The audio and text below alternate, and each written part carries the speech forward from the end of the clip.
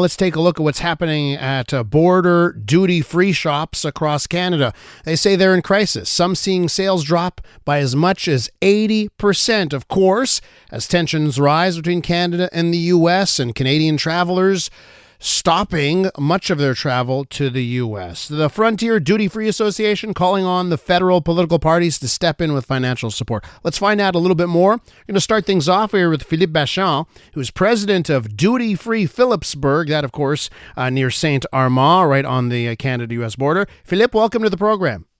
Thank you, Elias. How bad are things at Duty-Free Philipsburg?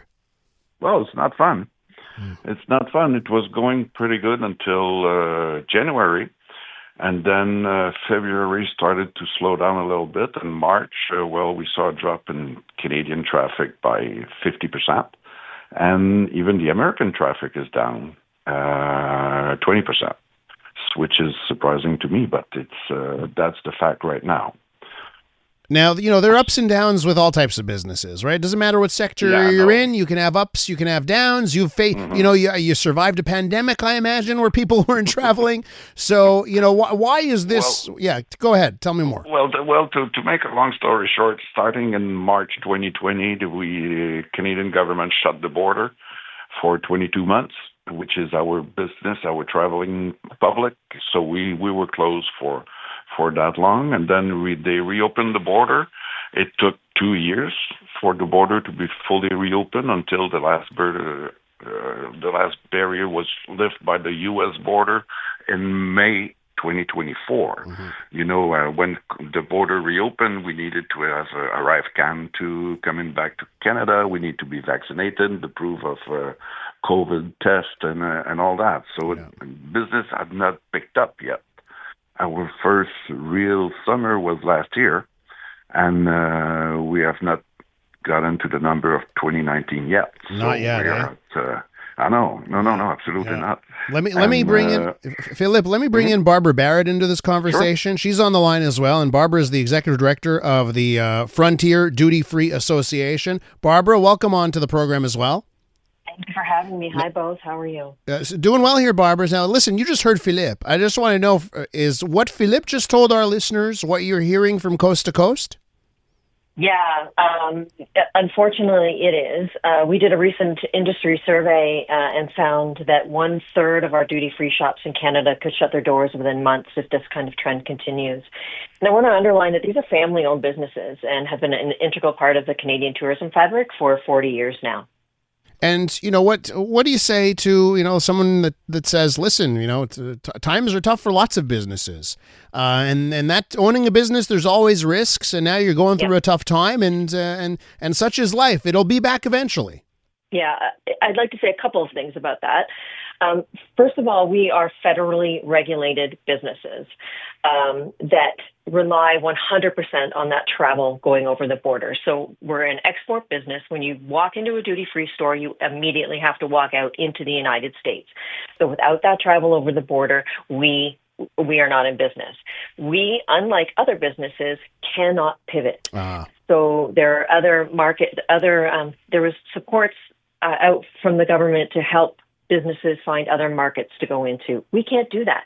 We can't pivot into other markets. We can't pivot to sell domestically. We can't sell online. There is no other way for us to pivot. So that's a big, big difference for us. And the other thing I wanted to underline is that we were closed for 22 months, as Philippe just mentioned, and we were only on the road to recovery, hadn't gotten there yet, and now we are disproportionately affected again by this. Philippe, do you have a message for listeners that, hey, maybe don't take it too tough on our friends in Vermont and upstate New York, maybe get back in your car and do that U.S. travel? Is that a message you have this morning? Oh, that's a real message I'd like to do.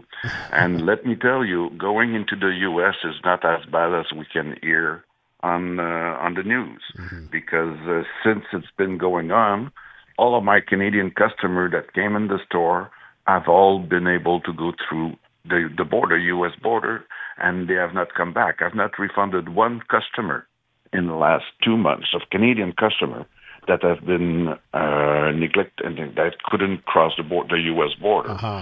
So it's possible to go to the U.S., and it's very feasible.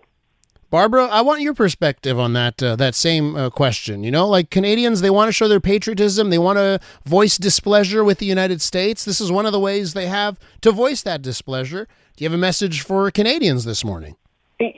Sure, and we understand that. We're Canadian too, and we understand that. But and we have our politicians, our political leaders telling Canadians not to travel over to the United States, over the border.